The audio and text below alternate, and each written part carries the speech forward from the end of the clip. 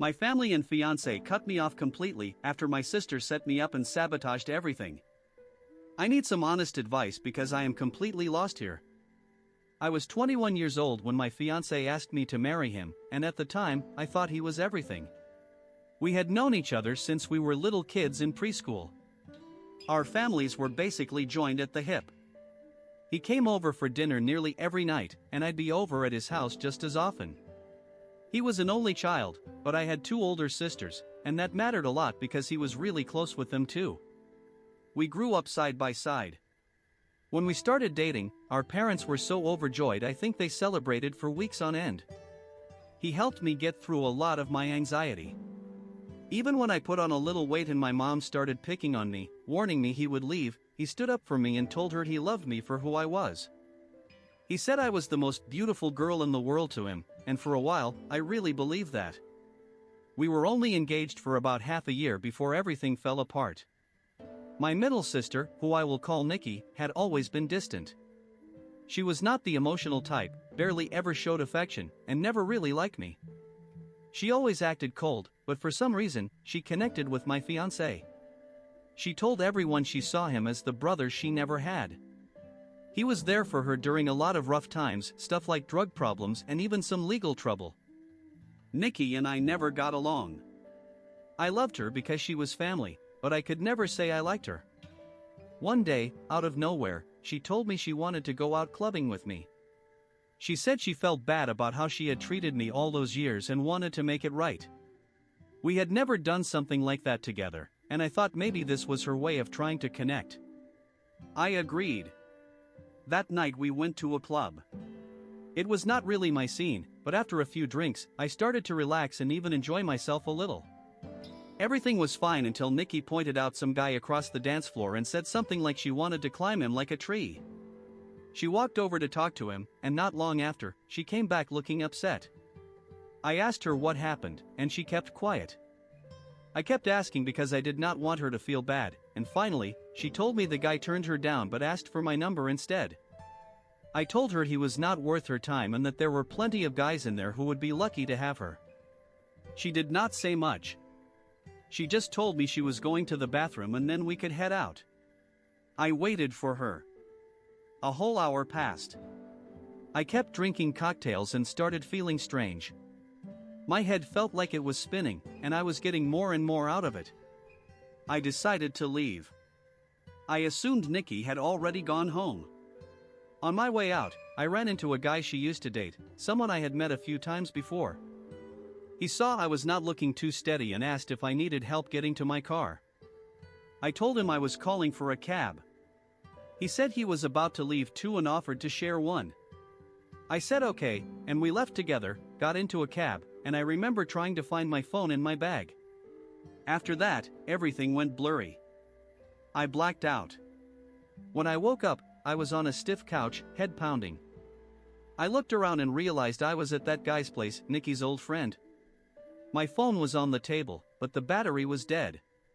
When he saw I was awake, he handed me some water and some kind of pain pills and said I passed out in the cab and he could not remember where my parents lived, so he brought me to his place and let me sleep it off. I told him I had to leave because my fiancé was probably freaking out. He called a cab for me, and I went back to my parents' house. When I got there, I walked into a scene I never expected. My mom, dad, Nikki, my fiancé, and his parents were all in the living room waiting. I figured they were worried about me.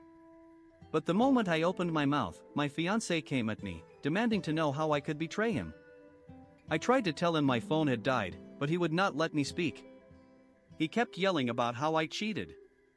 I was confused, stunned. Then Nikki jumped in and backed him up. She accused me of being a liar and told everyone I had been flirting with random men all night. She said when she went to the bathroom, she saw me leave the club with her friend. I tried to tell my side, but she pulled out her phone and showed a photo where the guy's hand was on my lower back as we walked out. I did not even remember that part, I had been so out of it. The picture looked bad. My fiancé lost it, yelling, while both our moms started crying. I asked Nikki to call her friend so he could clear everything up. She called him, and he made up a story that I begged him to take me home and that we slept together multiple times. I could not believe what I was hearing. I broke down, screaming at Nikki because I knew she set the whole thing up. I begged my fiancé to believe me, but he just looked at me, said nothing, and walked out. Once everyone left, my mom slapped me across the face and told me to leave. I had nowhere to go. I stayed with a friend for a few nights, crying non-stop. I tried calling my fiancé, sent him messages, but he never replied. My mom texted me and told me she was done with me and called me every awful name you can think of. She even threw all my stuff out without letting me come get it. In less than 48 hours, I lost my fiancé, my family, my home. Nobody was on my side. All of them chose Nikki's story. I was completely on my own. I tried for weeks to fix things, but the moment that broke me was Christmas. I went to my parents' house, thinking maybe we could talk, maybe I could get a little forgiveness. I was sleeping on different couches at the time. I knocked and knocked, but no one answered. Then my friend called me and said she just saw a bunch of Christmas pictures online. My family was in another state celebrating without me. I looked it up and saw them all smiling in matching pajamas. My parents, my sisters, my grandparents, even my fiancé and his folks. Everyone but me. I cried for days. Then I blocked all of them. I even mailed the ring back. My friend knew a guy a couple hours away who needed help in his restaurant, and he even had a place above it where I could stay for cheap. I figured it was a good chance to start over since it felt like everyone had turned their back on me. It hurt, really. But I packed up quick and got there. The apartment was small, and I worked long hours, 10 plus a day, but I was able to save some money. I'm not in that tiny place anymore. I found a nice condo, and I'm still working at the same restaurant as the assistant manager. It's been about 2 years now since I left, and I hadn't heard from any of my family. Then, one day, I got a knock on my door. It was my ex-fiancé. I froze, shocked to see him. All these feelings hit me at once, and I wanted to run into his arms. But then I remembered everything that happened. I started to close the door, but he stopped me, asking to explain. He told me Nikki, my sister, had gotten married and admitted she lied about everything. She told him she had fallen in love with someone else and realized how terrible she was for doing what she did. I asked how he found me, and he said my friend gave him my number. He said my family had been trying to get in touch, wanting to see me again. I told him I needed time before I decided if I wanted him back in my life. He left, and I've been a mess since. I can't decide what to do. I know I will never forgive Nikki. She can rot for all I care, but my other family and my ex didn't know she was lying.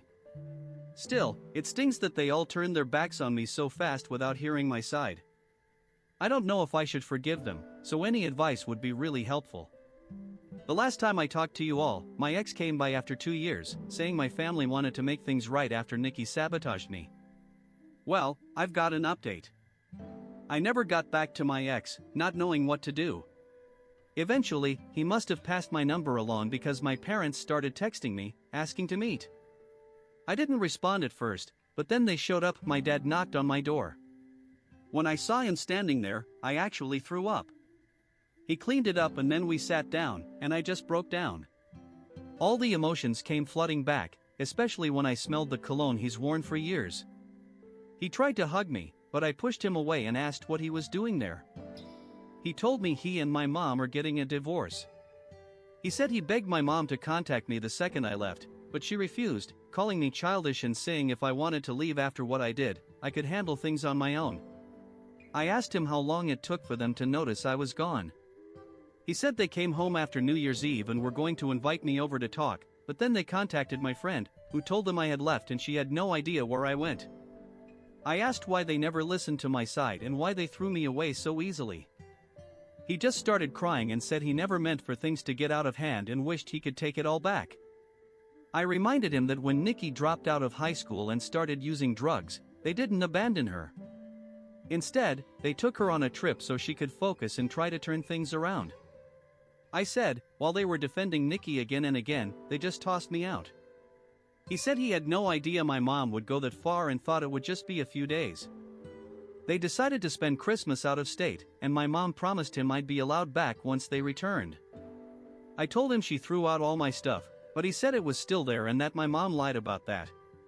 I asked about Nikki, and he said she was dead to him, but my mom had been begging him to forgive her, saying she was sick, and they couldn't lose another daughter.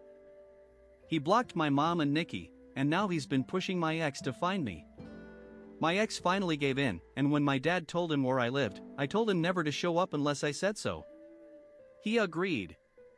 He asked what would happen now, and I told him I didn't know, that he really hurt me. I went on about how much it hurt seeing them all so happy without me and how hard it's been to be on my own. We were both crying by the end of it, and it felt like a weight lifted off my chest. My dad said he knew some places nearby and offered to help me get a better apartment, but I told him I wasn't leaving this job. My boss has helped me so much, I can't just leave him. I told my dad not to do anything for me, but I said I did want to reconcile, but it's going to take a long time to trust him, if ever. He promised to do whatever it took to make things right. I asked why Nikki did this to me, and he said she thought my ex deserved better, that he was making too many sacrifices for me, and she wanted to break us up. She wanted to make him happy, so she got her friend to escort me out of the club, get some photos, and take me home so her plan would work. He assured me nothing happened between us, and I fell asleep on the couch, while her friend played video games all night. My dad was planning to get my stuff from my mom's house, but I told him I didn't want any of it. I asked about Nikki's husband, and he said my mom's been keeping quiet, but he had his number. After he left, I called him, shaking the whole time. When he picked up, I unloaded everything on him, which I regret. I should have eased into it, but I told him about Nikki's problems and what she had done. He sounded confused at first, but then he sighed and said he had a feeling she wasn't innocent. He told me about the issues she had with his sister, how Nikki had been spreading lies, and that his sister didn't even show up to their wedding. He thanked me for telling him and said he would make things right with his sister. We hung up, and I'm not sure what he'll do with the info, but I hope he cuts ties with Nikki. He seems like a good guy. As for me, I've decided to try to reconcile with my dad. He's been through enough, and I see now he's serious about fixing things. But my mom is a different story. I can't forgive her for still defending Nikki after everything. If she reaches out, I'll update this post. As for my ex, I haven't talked to him yet. My dad mentioned my ex was arrested for assaulting Nikki's friend, but the charges were dropped. I'll update this again when I talk to him. Thanks for reading. This has been a lot to get off my chest.